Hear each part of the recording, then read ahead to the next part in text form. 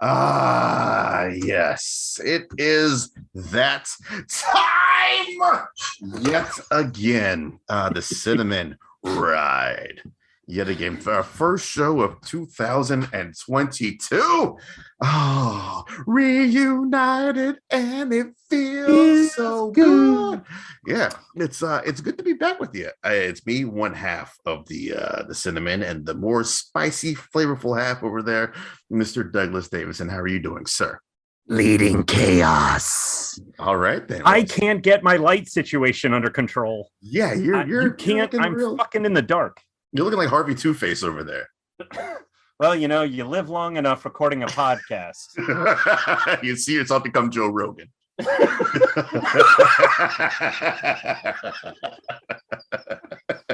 No, it's not possible. I'm not half black. And also, you're a humane person with a good heart. There's also that. Yeah. Here. There you go. Less shadowy. Hi. Less shadowy, but yet just as scary. It's good to see you again, sir.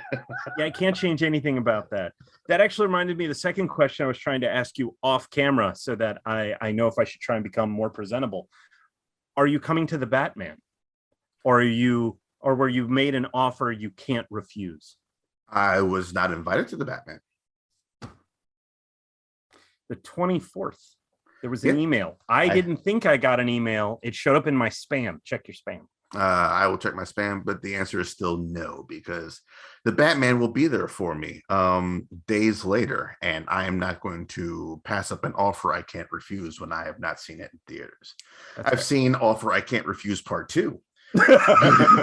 But I've never seen the original Offer I Can't Refuse in theaters, and I refuse to pass up that opportunity. If say it was question, Can't Refuse Part follow-up 3, question. No. Follow-up question. Saw something online today that said, I think it was a pub quiz thing. I don't know if you've seen this, but that the question was, I said I was in a pub. Okay. Nice shirt. But who is the Godfather in the Godfather movie? What is the title referring to? The title is referring to Vito Corleone. Interesting. Multiple people call him the Godfather in the movie. Well, but the argument is that unless my brain is switching the names, but that Pacino's character, it's about him. Yeah, he's Michael. That where Brando is the Godfather, the film is really about him becoming the Godfather. Yes, the movie is about him becoming the Godfather, but I guess you could say the movie is the passing of the torch, if such a thing existed. It is seeing how the old man did the ways, and then by the end of it, you're seeing how this new young cat does the ways. The Godfather is, if I had to pin it down on the person, I would still say it's Vito Corleone. It's Brando. But of course, that you would have gotten the point, apparently. Damn right, I would have. As a person who plans on spending much monies on that Godfather 4K when it comes out, despite my best interests, I better have gotten that question right.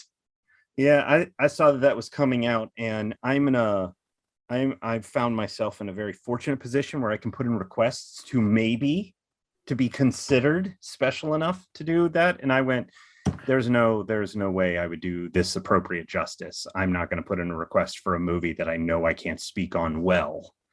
So a movie that lives and flows within my veins, which is why I would rather someone such as yourself to speak on it. Whereas Beverly Hills Cop 2 is getting a 4K supposedly in May. I can't fucking wait. If it's Godfather, it's like, give all that wild shit to Daryl. If it's like Police Story, great movie, but that's Doug Davison reviewing that shit.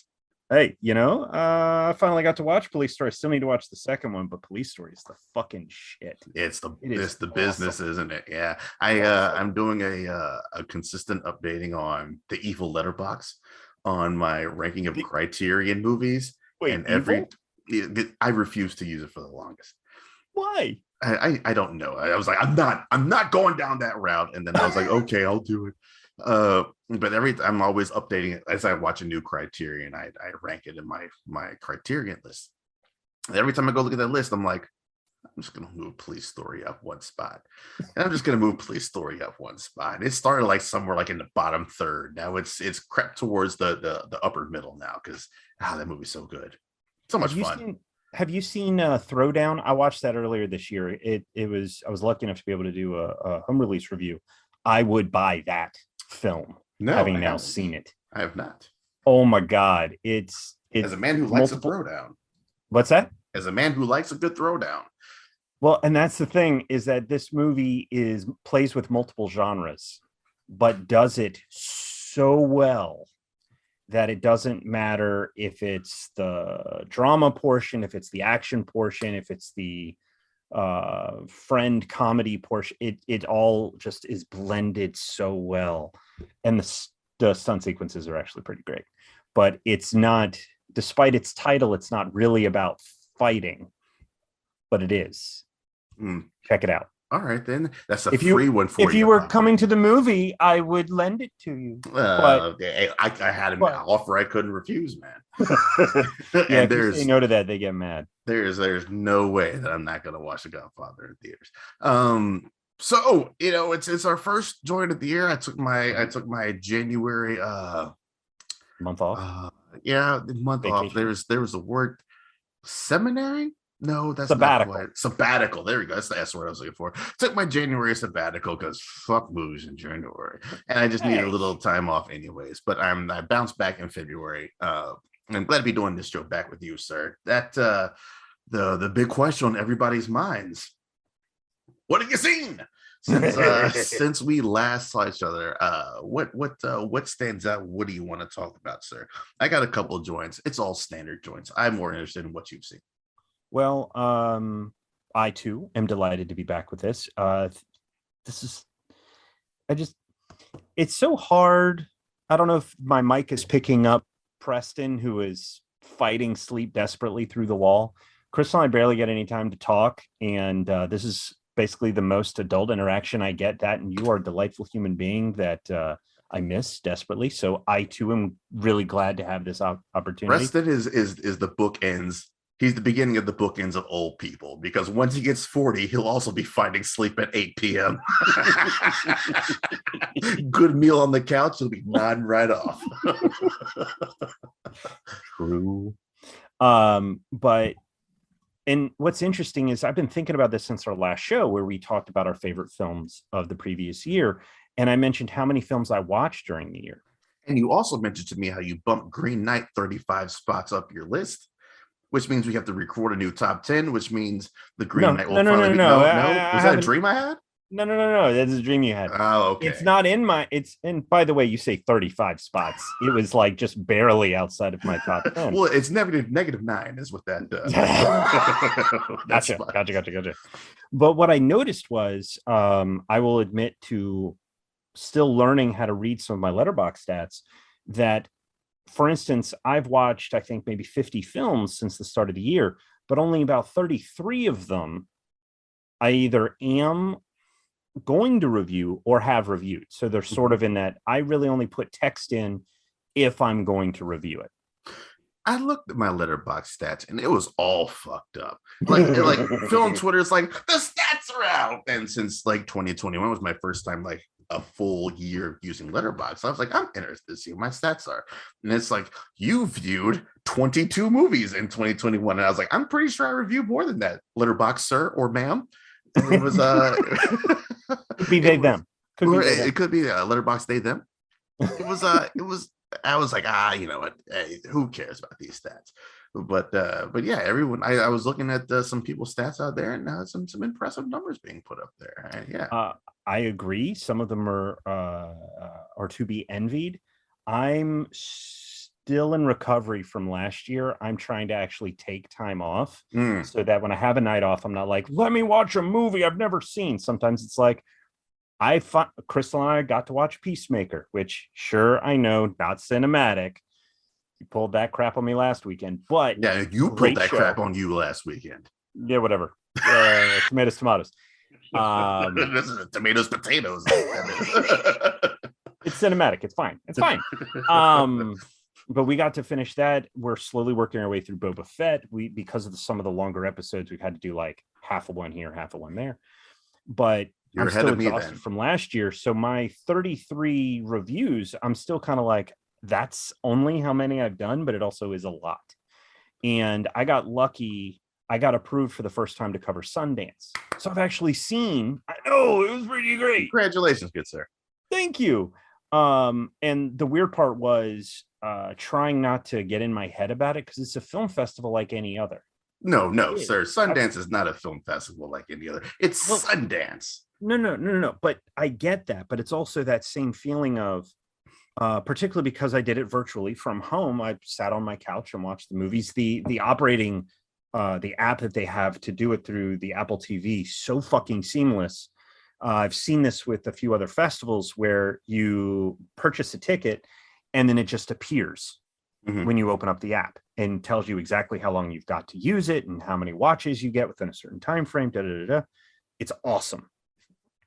So, but I've covered some other festivals that are big. I covered South by Southwest last year. I'm getting ready to do it. I've already covered one film for the festival.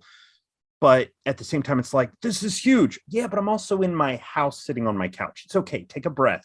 You're just covering a movie like you did last week. The difference between Fistful of Vengeance, for example, which is streaming on Netflix, it's entertaining. Good movie.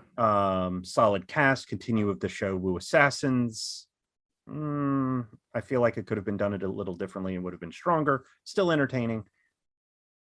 But if I were to review that film, I would go in with the same amount of focus as I would Studio 666 or Something in the Dirt. But because Something in the Dirt screened at Sundance, for some reason it's Sundance, you know?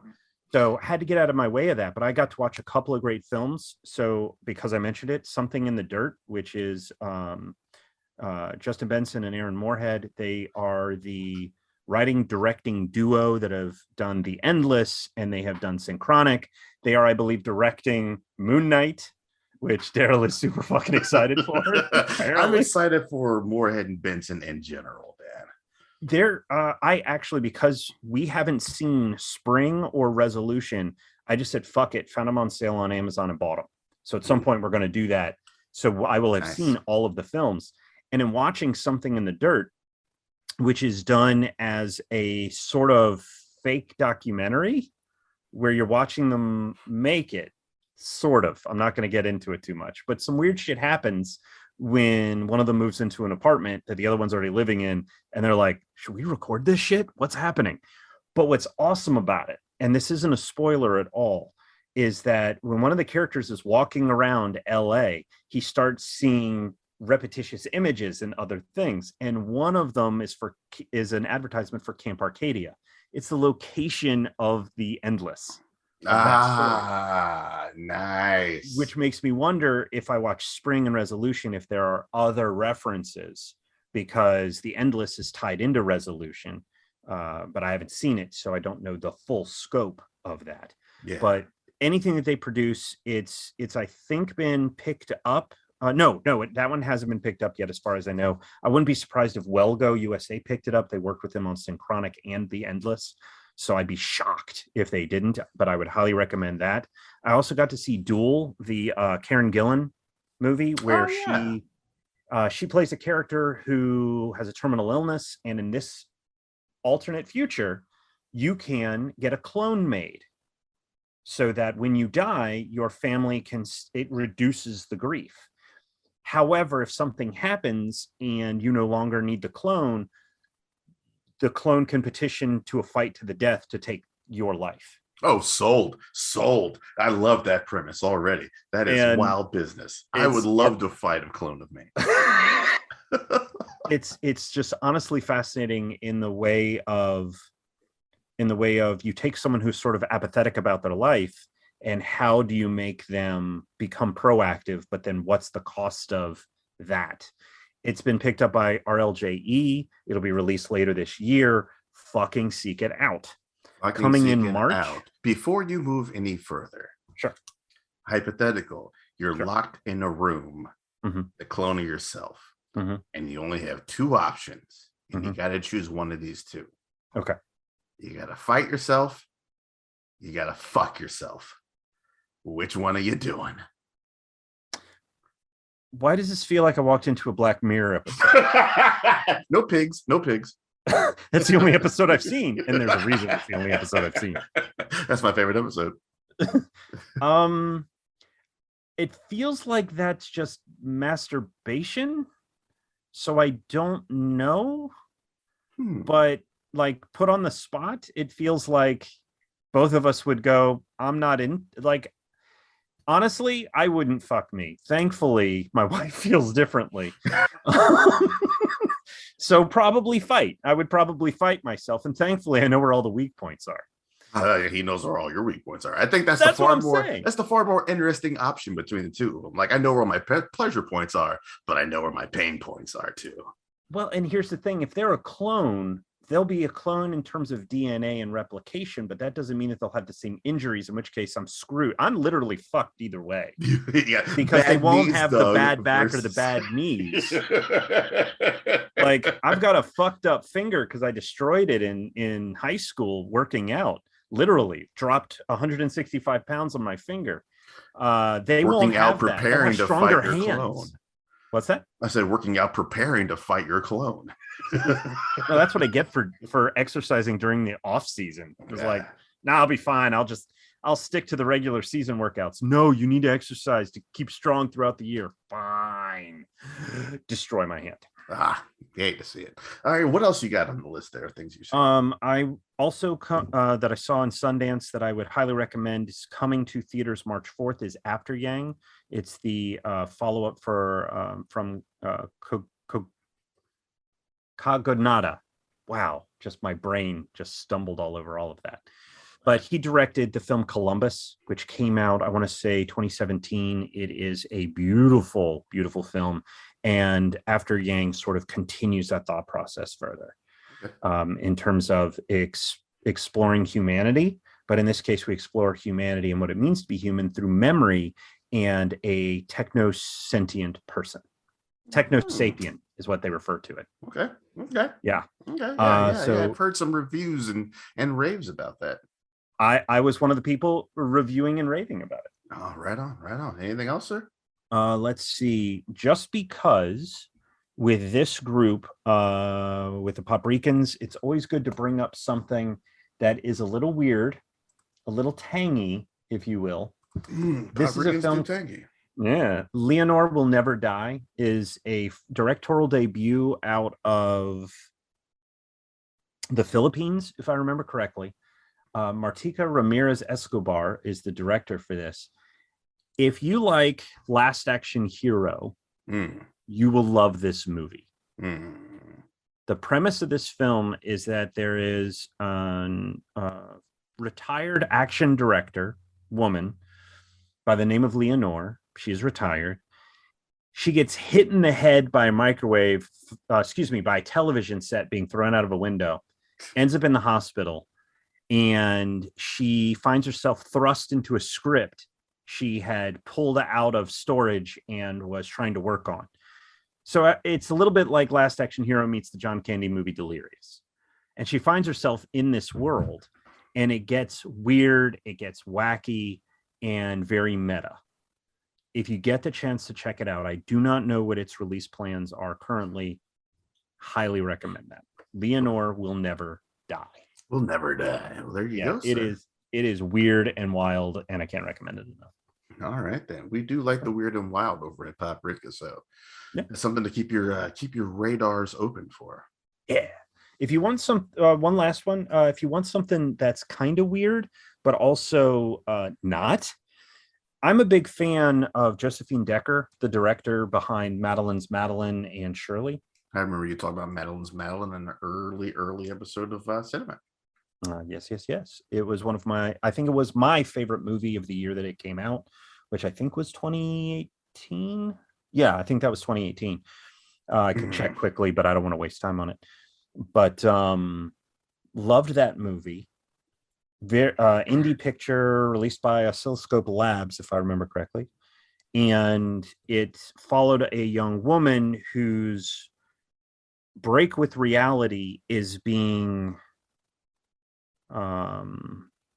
what's the word I'm looking for? Not manipulated, but takes Manipulated. advantage of. Someone's taking advantage of her sort of separation from reality in this dance troupe, and is trying to and is trying to use her to make this performance even grander. And through that, we see what happens to Madeline, where she sort of loses her grip. Surely, if you've seen that, and I am being serious, which was released by Neon Shut Up, and I believe is available on Hulu. Phenomenal film with Elizabeth. I can't think of her last name. Moss. Thank you. Elizabeth Moss, Michael Stolberg, playing Shirley Jackson. And a manipulative husband. Yep. This was also a sort of mess with the mind kind of movie. And apparently Josephine wanted a break from all of that. And she ended up doing an adaptation of a young adult novel called The Sky is Everywhere. It's being released by A24 in select theaters and Apple TV on their streaming service. It's a film dealing with loss and grief, but it is beautiful. And if you've seen the previous two films and you understand the way that Decker will use sort of artistic approaches to convey an internal struggle, it is applied beautifully here in only the way Decker can do. So can't recommend that enough. And it is also available on, as I said, Apple TV. So you could stream it now. Oh, those are my recommendations. How did Apple get the A24 deal? I'll never know, but thank God they did, because I get to watch Macbeth over and over and over again. Yeah, it's kind of a shame, and I say this not as someone who wasn't comfortable going to the theater to see Green Knight, but the fact that they've made this deal where we got the tragedy of Macbeth at home, we got this at home. There are some other ones. I love that they're doing that, because A24 is still releasing physical versions. We may not get 4K copies, for example, of the tragedy of Macbeth. That may be part of a licensing deal, but we may still get a physical copy of that. We may get a physical copy of this, and that is awesome. Oh, I've already texted Bezos, and I was like, hey, here's what you're going to do. Actually, no, that's Amazon. That doesn't work. I was about to say, text Tim Cook, and I was like, hey, Cook, here's what we're going to do. Hey, Tim Apple, here's what we're going to do, Tim Apple. You're going to release this Macbeth on at the minimum Blu-ray. And at the maximum VHS. All right, then. So I got a beta, not Betamax. not beta. Betamax would have better resolution than VHS. I got a couple of joints, just two quick ones. Death of the Nile. Don't worry about it. Kimmy, I've seen Kimmy. I've heard good things about that. The Death of the Nile. Kimmy. Oh, okay. Yeah. You said forget that, and you went to Kimmy. So I was like, I've heard good things. Yeah, Kimmy is it's good. It's quick as breezy, man. Steven Soderbergh, man. It's another thriller. How much basketball does it have? No basketball whatsoever. And I was my birds are not flying high at all. And I'm sorely disappointed, but Zoe Kravitz still fills that gap, man. Zoe Kravitz is the main focus of this movie, about an Alexa or Echo or Siri type device that captures a violent crime, and Kimmy being one of their content resolutioners of, oh, hey, something didn't quite work with this device, and they do a little bit of programming, make sure that it's good to go for the next time this might happen. Here's this thing, and then that kind of kickstarts a whole 3 days of the Condor type deal of, hey, I've got this thing, and now everyone's trying to kill her, including the people that she is employed with. The thing that I did not know about this, one of the people that are in this, actually the first person you see in this movie, our boy Derek Delgaudio, is up in this. Yeah, I was like, is that our man in this? In this was movie? It a wolf or a dog? No card tricks for the people that have seen the special. Man, I love that joint. I tell so many people about that. It's at 89 minutes. It moves quick. Really? 89 minutes? 89 minutes, man. Soderbergh either makes a movie that's long as shit or doesn't fuck around. Those are his only two options, man. It's Traffic or it's this. And it's because it's 89 minutes, the pacing is quick, it moves fast, and it's just go. She's situation to situation to situation. There's a couple of cute little winks and nods to other film franchises that are out there. If you really know what to look for, I missed it the first time, and then someone on Twitter pointed out, and I was like, I missed that, and it's nice. I think it puts, like I said, Zoe Kravitz at front and center, and she handles it. She handles the responsibility quite well as a person that's on the run, doesn't know who to trust. And it's Soderbergh just doing what Soderbergh does, man, just making those good crime thrillers. And so it's HBO Max if you have Max. It's a good like Saturday afternoon movie, man. Just throw that bad boy and watch it and get on with your day, man. It's a good one. It's not going to be on anybody's top 10 at the end of the year, but it's a fun way just to forget about life's ills for a little bit. Serious question, because I've got laundry to fold after we're done recording. Would it be an appropriate laundry folding type of movie, or is it something that you think people need to focus on? It's not what I call a phones down movie, not like our episode 10 primer. That's a phones off movie.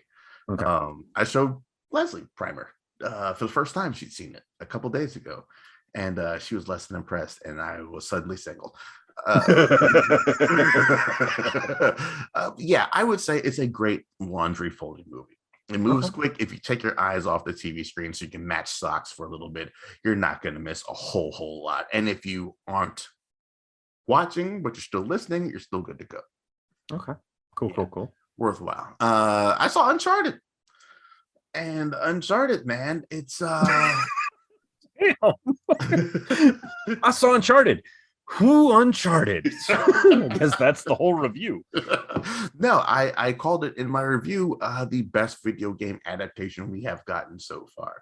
Now, granted, a low bar to clear, and some people are going to say it's Sonic. And to those people, I say, don't care what you have to say. It's write your own review. Write your own review. Sonic is number 2 for me. It's like Uncharted, Sonic, and then maybe that Alicia Vikander Tomb Raider. Don't know. Interested to see they announced a Tomb Raider sequel, so interested to see. Hopefully they do better with that franchise. Uncharted takes the spirit of the video games, and of course the video games take the spirit of Indiana Jones movies, and anybody that knows me knows that I think the Raiders of the Lost Ark is one of the most perfect movies in history, and they harken back to it's something I've said. They're coming for your house. Excuse me, we've been trying to reach you about your car's extended warranty. Well done, sir. Well done. I've said it many times, I think, on both Cinnamon and Paprika, that movies don't have swashbuckling anymore. Like, it's straight action movies. And it's comic book movies, but we don't get swashbuckling. Like the last great swashbuckling movie, I always say it was Pirates of the Caribbean, and it's a great movie. But we haven't really seen, and all the other ones are kind of paling in comparison to this. But this is a fairly decent swashbuckling movie. Tom Holland as our titular Nathan Drake throughout this joint does a good job. I'm not a huge Mark Wahlberg fan, but he is used very smartly throughout this movie. The chemistry between Tom Holland and Mark Wahlberg is the best thing about this movie, I think. Their jokes and their quips and their bickering and their arguing as they're moving from set piece to set piece to set piece is good. And the fact that they blatantly rip off Indiana Jones and in various ways, a couple of different various ways. One very visually distinct way that's in all the Indiana Jones movies. It still shows respect and reverence to, and there's an Indiana Jones joke in the movie too, so they know what they're cribbing from. They kind of meta contextualize it after the business, but it's just. I've never played the game, but I always felt like Uncharted was sort of cribbing from that anyway. Yeah. Oh, definitely. That would make sense too. Definitely. It's a sneaky summer blockbuster popcorn joint before the summer blockbusters really kick off. It's a good movie. It's a fun movie, and as any different synonym for the word fun you can use, throw it in there. I went in with very low expectations, considering all of the production delays and the fact that Tom Holland hasn't really had a super impressive resume outside of the MCU. Chaos Walking last year was not good, and Cherry was not much better. I like Cherry. I know you do, and I don't know why. No. Keep in mind, well, I mean, you could read the review and find out why, but I thought he handled the various stages of that character well. Okay, fair and enough. it was a performance that we haven't seen from him. Even some of his vocal performances, just the like the animation stuff, sounds so similar to his Peter Parker voice that that is starting to feel a little flat. So I really enjoyed what he did with Cherry because it didn't sound like Peter Parker. Okay, all right, right on. And he does sound. I mean, I think that's just his general middle of nowhere American accent, much like Henry Cavill's American accent is just kind of general middle of nowhere accent.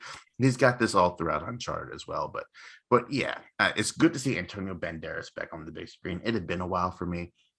The Oh, you villains. haven't seen the Hitman's Wife's Bodyguard? Oh, that's right. He is in that movie. Yes, I did. Very, very good point. Thank you. No, that wasn't a point. That was a legitimate question. I couldn't remember if you were at the screening or not. Yeah, I was at the screening. Yeah. Okay. I completely forgot he was in that movie. The antagonist is what falls flat, but much like the MCU, it's not about the villains. It's about Tom Holland and Mark Wahlberg and their chemistry and they're getting together. So fun movie, man. If you haven't checked out Uncharted, I highly recommend it, man. Right on. Yeah. And then Death on the Nile was a movie. You heard it here. You heard it here first. Death on the Nile, a movie. A movie. Branagh coming off of Belfast, which I seem to like more than most people do. It hits me right in my squishy parts. It's a good heartfelt love letter to his city, and I love it. And I'm like, all right then, yeah, get it, Brennan's director. A little everlasting love. Yeah, that's what you're feeling. Thanks, Jamie Dornan. And we're gonna come back, and he's gonna knock out Death on the Nile, and it's not great. You know what? They're having fun, and sometimes you take a job because you need a paycheck. Sometimes you take a job because you do the job with the paycheck, so you can do the one that you think will be fun. And then sometimes you do the one for the paycheck, so you can do a movie like Belfast. So, like, and sometimes you're Michael Caine, and that movie pays off your Hawaiian house, whatever the case may be. Or, like I said in my review of Death on the Nile, you take a job so you can hang out in Morocco for a little bit. Yeah, that seems to more than what the case is there. They should have stopped that Orient Express and let it go. But from what I heard from a friend of Cinnamon, Gabe, he said of the Agatha Christie Poirot novels, that particular novel is one of the weaker ones. Death on the Nile. Yeah. And so it might just be the source material was weak to begin with, but neither here nor there. I won't be visiting it again.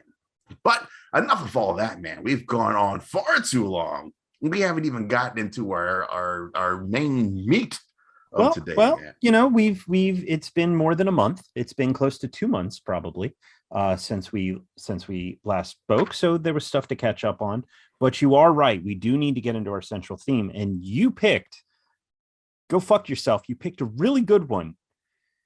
And it was really hard. What do you mean really good one? We've done this 2 other times before. Well, but we haven't. It hasn't always been the first thing that we've done when we come back. Before the pandemic, we've done other things, or we've dealt with the Oscars or something else. So we've done this, but it hasn't been the first show back, and that's a lot of pressure. Fair enough. Because our topic for today, if you're not already aware, is our most anticipated films for the rest of the year. Yes. Not the next 3 months, not the next quarter. Q2, not Q3. I don't know why anyone would message me and ask me if we're doing Q2 or Q3 when it says top 5 for the rest of the year, most anticipated. Because once we get into the end of the year, it totally fucks my numbers because the movies I'm interested in, I then suddenly have to murder my darlings. It's what it came down to. That's because with some of the movies that are coming out this year, you've got everything from Studio 666. Yes, there's an audience for that. You got The Batman. You've got Asking for It, which I think screened at South by last year, finally getting a wider release. You've got Operation Fortune, Rouge de Guerre. I'm hoping I don't pick any of yours here. Let's see. Of course, Doctor Strange 2 is going to be on somebody's list, I'm sure. Top Gun is maybe being released this year. We know it's not Mission Impossible 7. We do know that. Bob's Burger movie is coming out. Nope's coming out. Black Adam. Like the what was it called? The Woman King? I think I got that name right. Oh yeah, the Viola Davis joint. Yeah, I don't know anything about it, but I saw the photo, saw she was attached, and I went, Sure. Yes. Yeah, sold. Yeah. Yes. Yeah. You have my sword. What do you need? So, just looking at some of the movies that were coming out, some of the big stuff, and of course Elvis. We got a trailer for that. I didn't even realize Baz Luhrmann had a new movie coming out. We had that released a couple of days ago. The only reason I'm interested in it is it's Baz Luhrmann, so it's not going to be dull. Yeah. I had heard that Baz Luhrmann was doing an Elvis movie, and I was like, I couldn't give a fuck about Elvis with his music stealing ass. Yep. But I love the Romeo plus Juliet, and I love The Great Gatsby. You like math movies? Which is weird. I hate math. I write for a reason. His movies drip style, if nothing else, and is a style that is 100% Baz Luhrmann, like the decadence that's in The Great Gatsby at the very beginning, with the Jay-Z music also really works. Actually, Jay-Z and Kanye really works great. But I just can't get excited about an Elvis movie, even though it is Baz Luhrmann. But neither here nor there. I'll start because I'm cheating off top. Sweet. Do it. I am Death not going to hell no. I'm not going to mention the Batman because that comes out in like 2 weeks, so we can throw that out the window. It still counts as coming out later in the year. It comes out in days, mere sleeps. The time this movie comes out, mere sleep. For some people, it's not enough. They want it now. They want it in their eyeballs now. Some people have already seen it, and they hate those people. I was at the bar with Brian Martin, Jermon Jackson, members of the Heavy in the Paprika podcast community, and we were talking about it. More we talked about it, more like we were just fucking hyped for the Batman, like ridiculously hyped. But still, did you get tickets to see it in IMAX Discovery Place on the first? Yes, because apparently they're doing a screening in IMAX on the first Discovery Place. Yes, and Discovery Place, not a sponsor of the cinema. But they sponsor me getting an IMAX ticket for the Batman on the first, so I will be there. Can't wait for it. Like I said, I'm cheating off top, man. I'm pretty sure I cheated last year with this. Maybe the year was the year before. My go with Avengers Endgame. My first pick is MCU in general, man. So it's Doc Strange, Thor, and Black Panther. If Letitia Wright lets this movie come out, it's the MCU in general. I'm just hyped for more MCU. We've gotten the Doctor Strange trailer, or we got the little teaser at the end of No Way Home. We've gotten the full-on trailer. I think the Super Bowl gave us another trailer. We're getting what could possibly be the what if evil Doctor Strange. There's a possibility that the Patrick Stewart voice is in there. If you ask him, it's someone that's imitating him. Imitators are everywhere.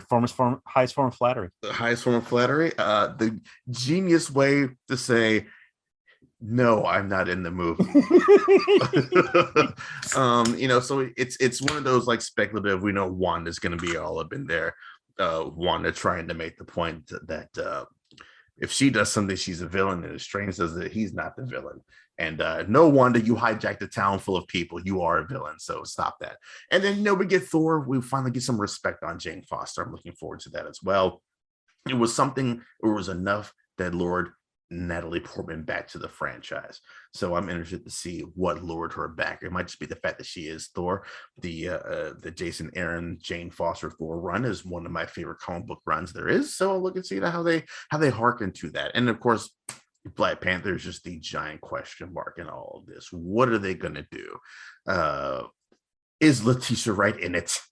Do you recast the child or do you not? Like, how much is the importance of the character versus the importance of the person playing the character? It sparked that whole debate, and we still have no idea really what the story is all about. We know what Strange is about. We have a bit of we know what Thor is about. They're adapting a Jason Aaron Thor run. We have no idea really what Black Panther is about.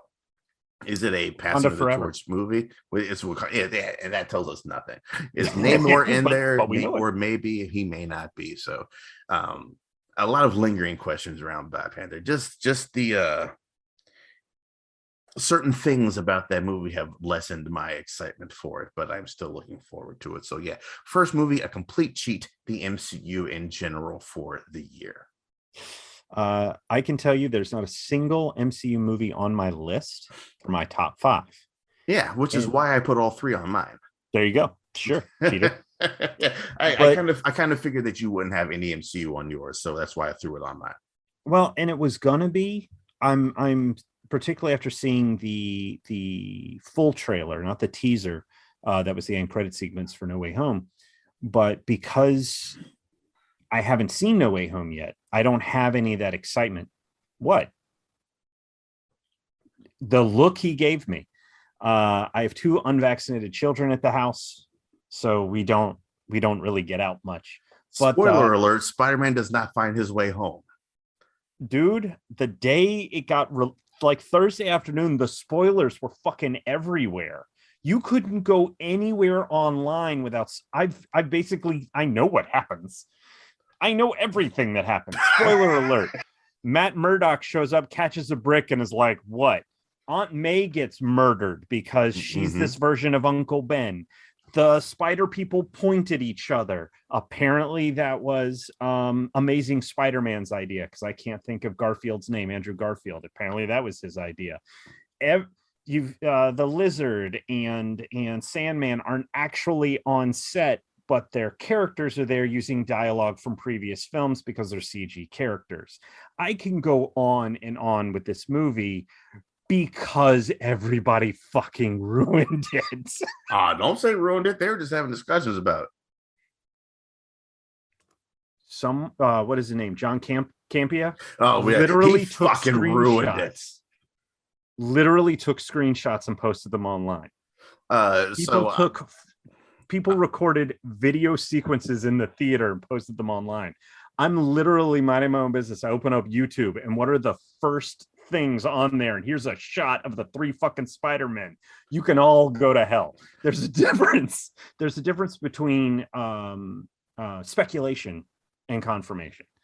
So I've basically seen the whole movie, but because I don't have the energy of having actually seen the movie, I don't have that energy leading into Doctor Strange and everything going. And I don't know enough. I never read any of the comics with Jane as Thor, so I don't have that connection. And I agree with you. There is so much we don't know about Black Panther. I got nothing to hold on to for that. I'm just gonna package my Thor shit up and send it to you. I finished all the saga within I bought the 3 volumes I told you about. Oh, cute. Maybe took me 3 days.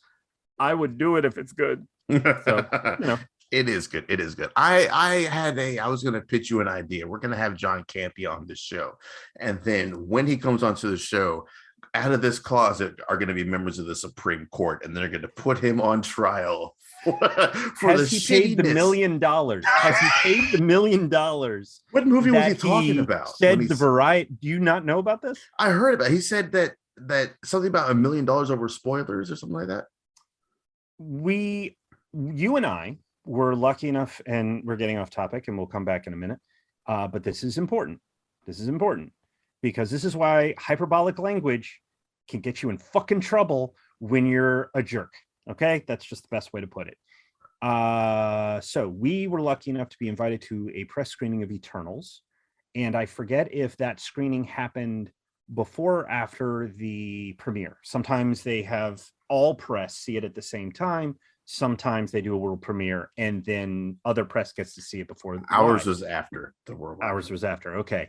Variety had whole articles after the premiere where the headlines included spoilers, like David Ehrlich. Styles. What was that? David Ehrlich. That was the ass. No. Ehrlich writes for IndieWire.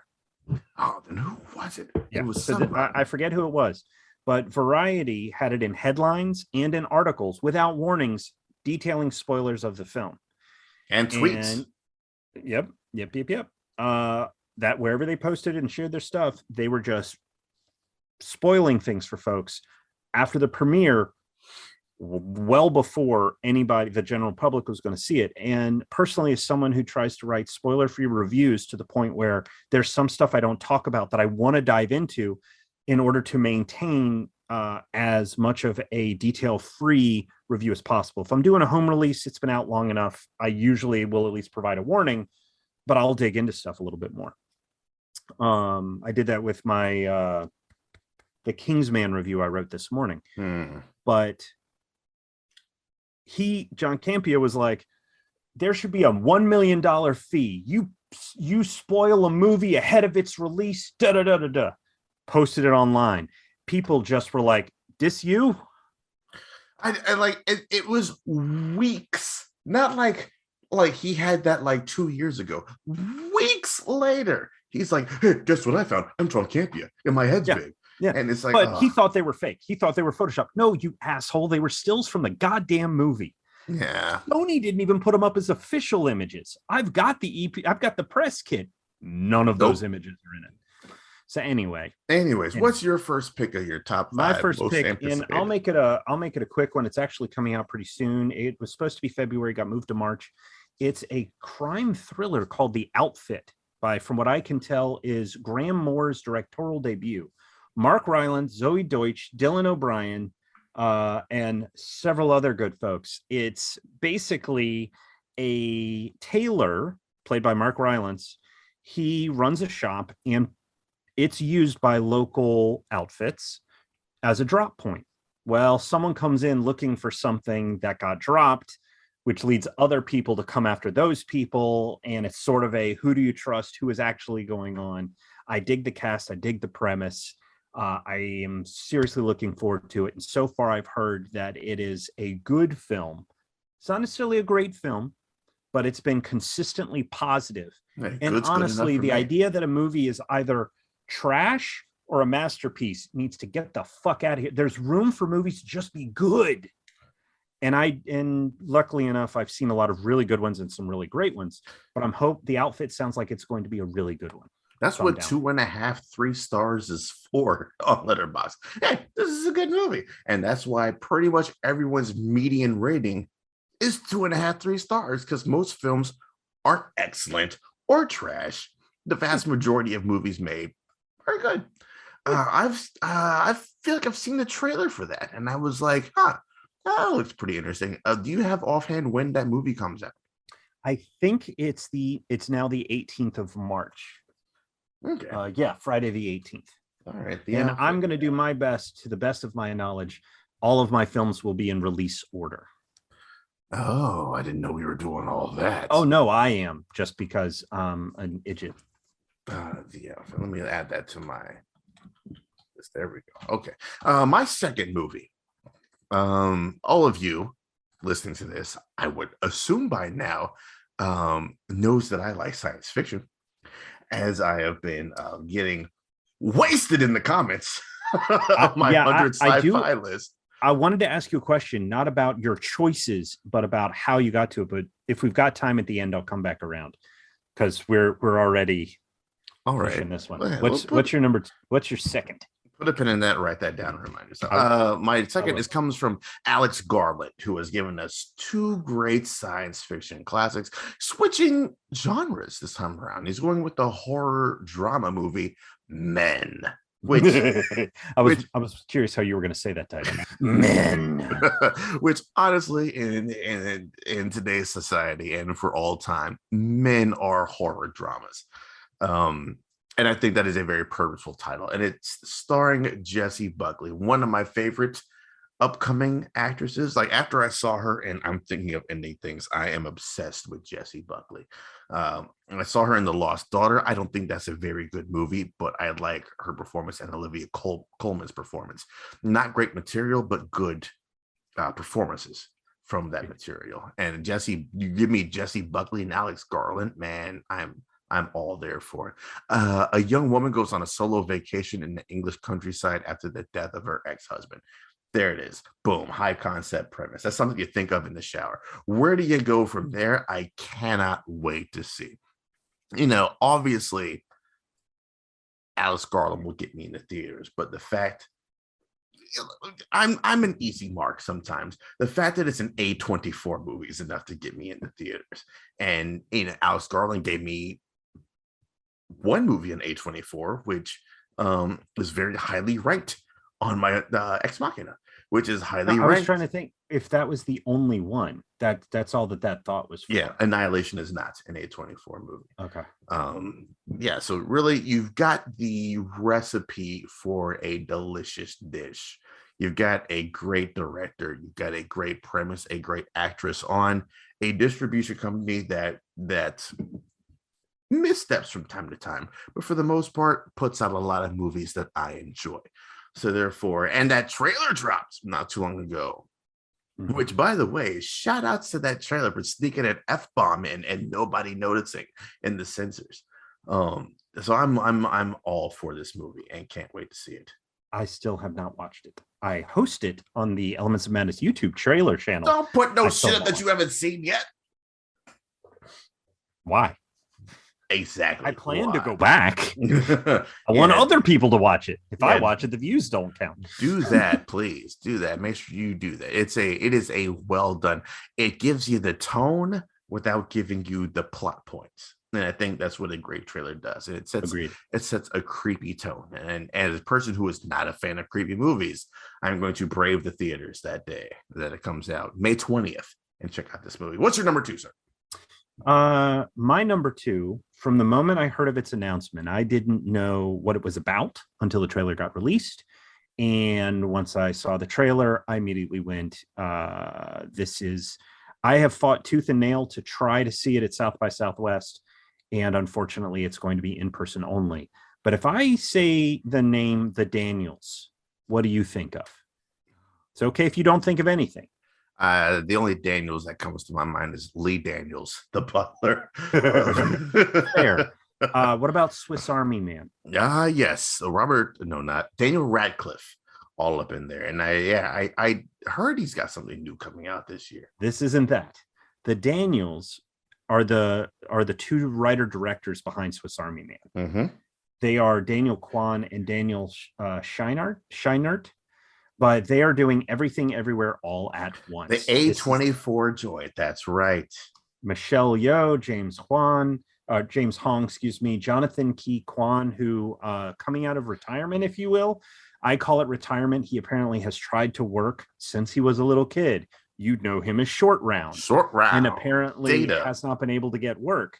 But he is in this. Jamie Lee Curtis, Jenny Slate, and others. And it's a film about a woman who is trying to get her taxes done and finds herself jumping into the multiverse, exploring all the different lives she could have led, trying to get everything that's going on back on track in her current life. It looks from the trailer amazing, and I don't understand anything, but it's Michelle Yeoh and it's the Daniels. Fucking give it to me. This movie March coming 25th. Out and it's not April 15th. No, it's March 25th. Ooh. Put this movie out in your tax day. Yeah, well, okay, so I get that. It is premiering at South by, which runs between the 11th and the 20th of March. So if I'm lucky, I'll get a screener if I'm still functioning at the end of the festival, where they'll be like, sorry, we're not doing screeners during the festival. It's not possible. Oh, the festival's over here. It's like at the end of the year. No, we can't let you watch our movie. Here, please watch our movie. Yeah, I wanted to watch it earlier. Yeah. Film critic problems. So that's my number 2. Everything Everywhere All at Once. What's your third, sir? My third, man. Oh boy, my third one is coming from. Speaking of A24, he made an A24 movie. That movie was called The Lighthouse. Robert Eggers and our boy Bobby Eggs is back with The Northman, or what I call this year's The Green Knight. It is the movie that I will plant my flag for, that I will stump and campaign for the entire year. An epic revenge thriller that explores how far a Viking will go to seek justice for his murdered father. Every word of that is like Robert Eggers got done with The Lighthouse, pulled up with executives, and he said, okay, I'm going to make a movie for Daryl Mansell now. And this is what they came up with. Alexander Skarsgård, Nicole Kidman, that piece of shit Klaus Bang, Anya Taylor-Joy, Ethan Hawke, Bjork, Willem Dafoe. I cannot wait. There's so many. Cannot wait. And of course, Ralph Ineson, who we know as the Green Knight, will be in this movie as well. And also, Doug, I don't know if you knew of Hafthor Julius Bjornsson is also in this movie. Do you know who that is? Hold on. I'm trying to see if I've got the. Who again? What was the name? Hafthor Julius Bjornsson. Not off the top of my head, no. No, neither do I. So it's going to be a good movie, and I can't wait for it. We don't have a runtime yet, but I'm hoping this one is like hovering around 2:15. We got one trailer for it. It looks visually, it looks great, man. It's gonna be just one of those. If I had to pin it down, it's gonna be one of those movies that I adore. That people are like, yeah, that was pretty good, and then just kind of comes and goes. But I cannot wait. As soon as the trailer was over, I was like, this is my Green Knight right here. I I'm just going to go ahead and say this was going to be my 4th out of 5. So I'm just going to jump in right here with this one. Watching the trailer, that scene where I think it's at night, Daryl is very excited right now. He's dancing. I think it's at night. He's standing in front of the fort and someone throws a spear. He grabs it and throws it back. I paused the trailer and watched it on my TV. I paused it, rewind it, and I literally went, did he just play? Yeah. Okay. I have to watch this movie now. So the premise, the trailer is cut beautifully, so you know just enough about what's going on. You get a sense of the violence, but not just the violence, the style, the thoughtfulness. It is a badass maneuver to catch a thrown spear, spin, and throw it back without losing momentum. That gives you some sense of the mythicness that this film is going for. So I am fucking all in come April. I'm fucking excited. all in come April 22nd. And with Nicole Kidman in the movie, I know that somehow heartbreak is going to feel good in a movie like this. So, so I can't wait. What is your number 3, sir? Okay. So yeah, we both did that one. Then my next one, amusingly, was going to be a great jump off point from my previous one with the Daniels, but now coming off the Northman just seems wacky and strange. But apparently, I'm into the wacky and the strange this year.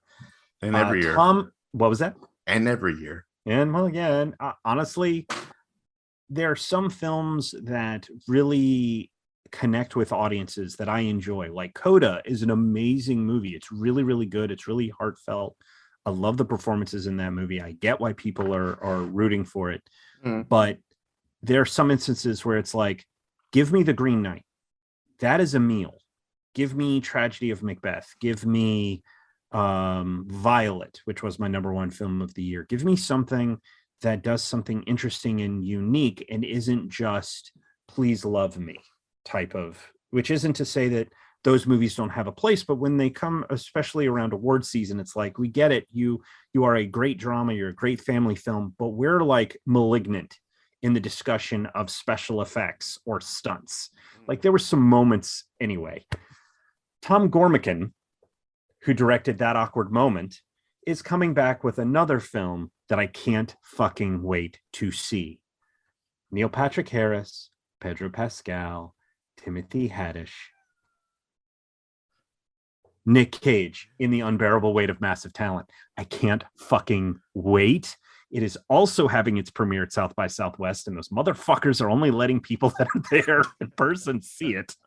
I was hoping to cover that one as well. That's why when it comes to South by, I'm not putting in. I like to see everyone that's happy about getting their acceptance to cover. I will start putting in when I can go to South by. So totally fair. Give me another year, hopefully, for the world to try to piece itself back together. And come next year, considering that I go to Texas every other year and next year will be that year, then South by is what I'm trying to get in for. Go for it. And I'm getting me a giant suitcase, and you're a short guy, so be ready. Slide right on in there. I'll start doing even more walking and lose a little bit of weight, so you don't have to pay an overage fee for the storage. Whatever it is, I'll pay it. There we go. But no, I totally get where you're coming from, because I got to see some wonderful movies at South by last year, and in fact, that's where I saw Violet. That was my number 1 film for the rest of the fucking year. And I got to see some wonderful films at Sundance. I've already watched one film. I can't talk about it at all. That screened at South by, and I'm excited about some others that I'm going to be covering that I'm already booked for ahead of the festival. It's just frustrating when there's releases like this one Where Sundance, it was, we're going to make it all virtual, and anybody that was cool with it being virtual, we just watched the movies. I don't understand the it has to be theatrical only. So I'm super stoked for this. The idea of Nick Cage basically playing a version of himself and being silly and ridiculous and playing with Pedro Pascal just sounds like a great fucking time. So that's why I'm excited for that one. And Lionsgate can suck it for not letting me get a screener link, but also Lionsgate, don't suck it when it comes to close to the release, and let me please have a screener, please. No, suck it, Lions. Now that I want to watch the movie. Now that I don't have stock in Lionsgate anymore, they can suck a large, throbby, veiny one. No, that's right. You heard it. You heard it here first, second, and third. Let me watch the movie, and let him watch the movie. What's your fourth one since we matched? My fourth one, man. Peel. Nope. Nope. I mean, it's Peel, so I mean, it automatically makes the list. Now that we talked about this a couple of weeks ago, we decided this is how we wanted to come back, and since then we've gotten the Nope trailer. And I was like, and I had already started kind of building my list out and what I wanted to throw on there. And I was like, well, maybe Nope. And then the trailer dropped, and I was like, oh, absolutely Nope. Our boy Glenn from The Walking Dead, Stephen Yeun in there, Kiki Palmer, Daniel Kaluuya on the rocks, Michael Wincott on there. It's gonna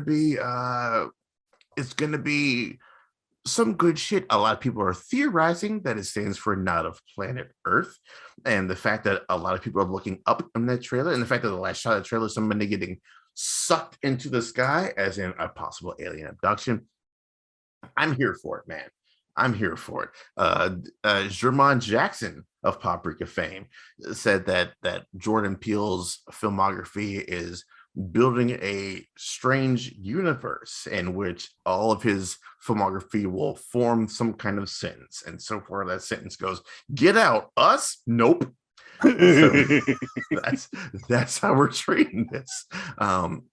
He's back with it. It's been what, 3 years since Us? 2 years, I think, since Us. So I'm in between the time the Twilight show 2019. Yeah, so depending on when it came out, 19. This is July, so about 3 years. Yeah. The Twilight Zone didn't quite hit the way he thought it would hit. It's already been canceled out. But he's been producing a lot of good shit. He produced with Candyman, which didn't quite do well in the box office, but I thought it was pretty damn good movie. Should have, yeah. So I'm ready to see what he comes out with next, and I can't wait. So Nope is the next one, and it's Peele and Kaluuya, man, back again. So I will always ride with that duo. That's the new, I was gonna say Tarantino but I can't think of like one guy he's written with this whole time. Sam Jackson. It's the new Tarantino, Sam Jackson. There you go. Thank you very much, sir. What is your fifth on this list? I had no choice. Once you said that it's the whole year, I had no choice with this. This film is coming out in October, I believe. It is a follow-up film. It's the first part of a follow-up film. Also my number 5. Really? Yeah. It's the movie that, come the end of the first one, I probably almost broke your leg or whatever the heck I hit when Miguel O'Hara showed up. Because that's my favorite Spider-Man. Spider-Man Across the Universe. Spider-Man Across the Spider-Verse. Not Across the Universe, Across the Spider-Verse Part 1. What? This house cannot fucking wait. Give it to me right now. I don't care if it's not finished. Give it to me now. I'll take the storyboards in place of the action right now. I would. What amuses the shit out of me is because of Spider-Verse, the first one, I went to Rebel Base and I actually bought the big hardback Spider-Verse story. And so after No Way Home, apparently people were going and finding some of these comics. So they were sharing the screenshot of 2 Peter Parkers sitting and having an actual conversation in the comic as there's a bunch of other Peter Parkers fighting. and they're like reloading their web shooters. And one was like, yeah, I think I saw the dude over there from Seabiscuit. He's like, yeah, I think I saw the dude over there from what was the name of the Aaron Sorkin Facebook movie? Social Network. Social, yeah. And another guy's like, oh, yeah, I saw a dude from the social. Like they're having that conversation, and people are geeking out, like, oh my god, they actually did. Yeah.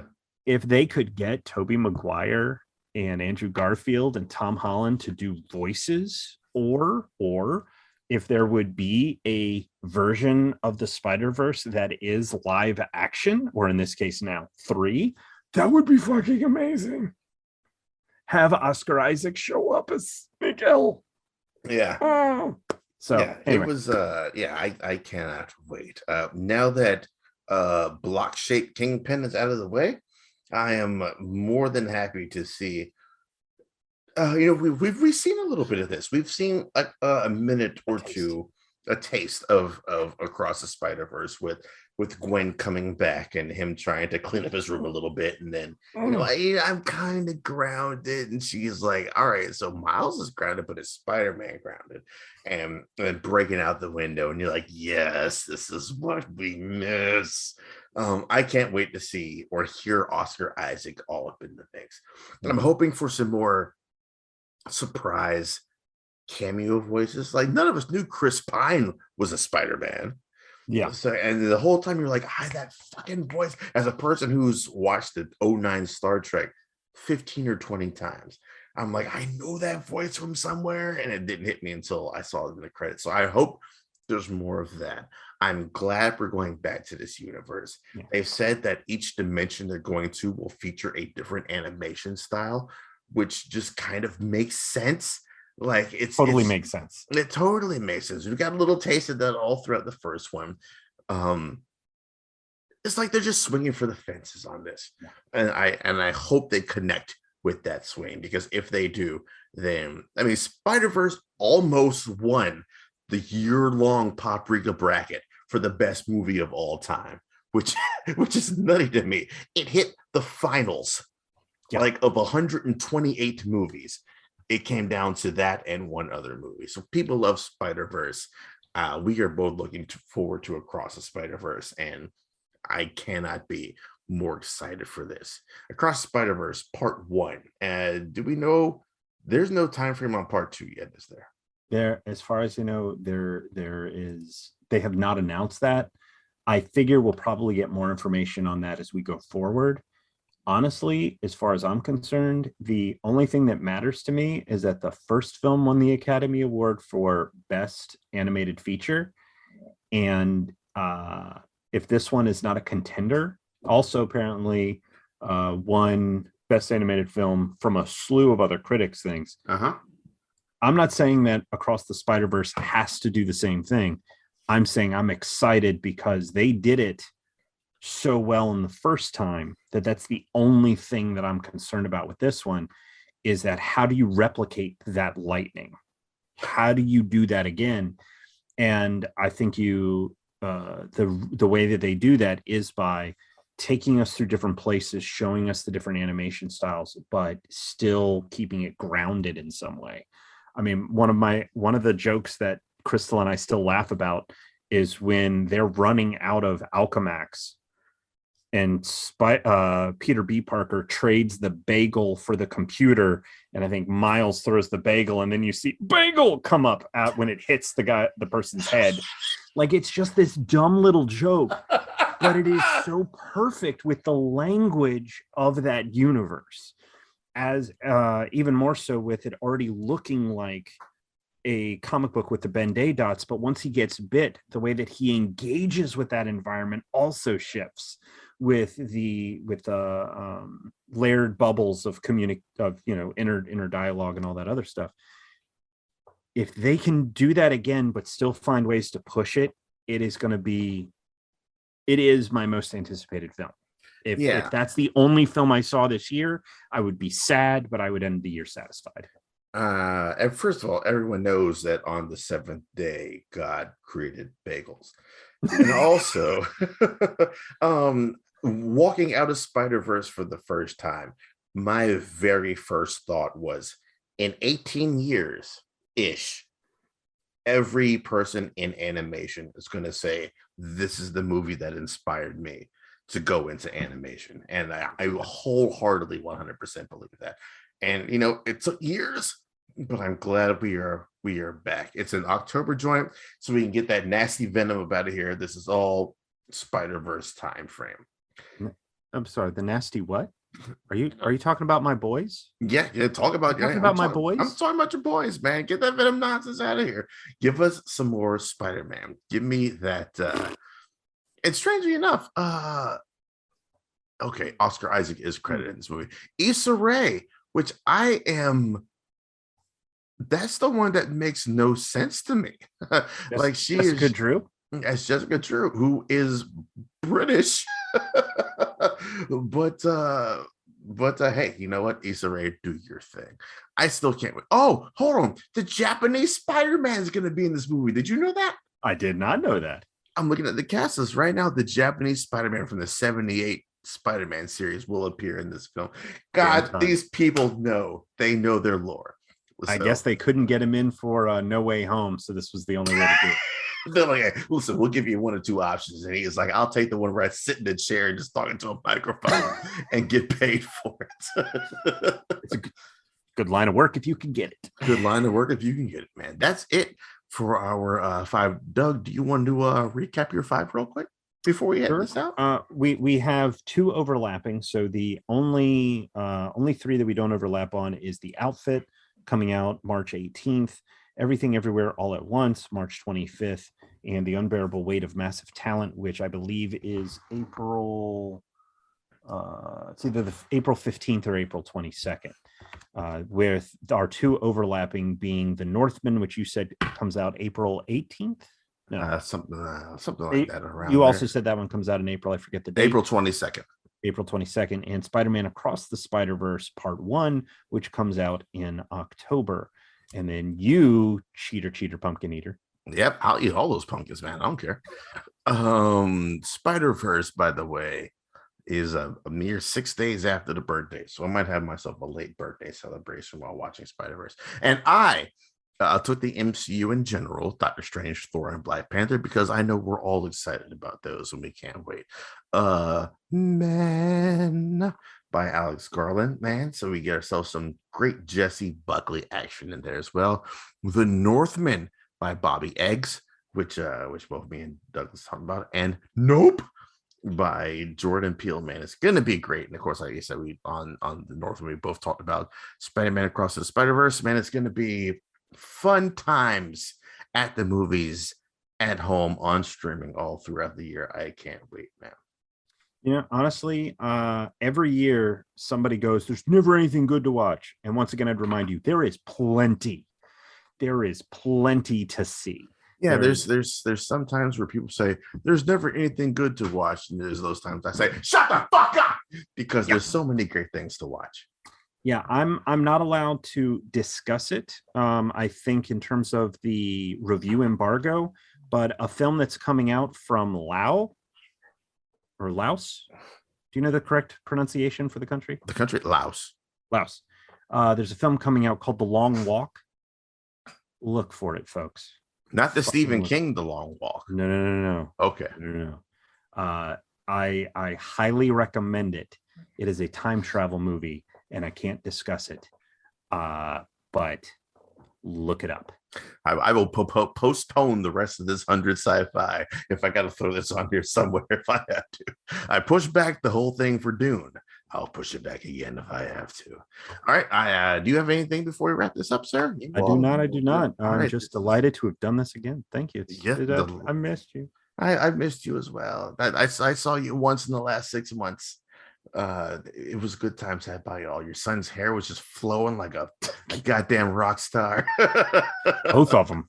Both of them. Yeah. One of them hasn't gotten a haircut his entire life, and I hope he just, and the other one just up. refuses. You know what? I'm okay with both of those things. Yeah, so we're back, man. The cinnamon is back. We got our top 5 most anticipated. We got a couple other things coming down the pipe, man. We'll get those figured out as time goes on. But until then, man, you guys keep it on. Hopefully you're looking forward to the same things we're looking forward to. And if not, hopefully there's other things that you are also looking forward to. If so, let us know. what those Yeah. things you're looking forward to are. But we'll be back, man. Until then, you all take it easy and have a good one. Be well, everybody. Watch the movies.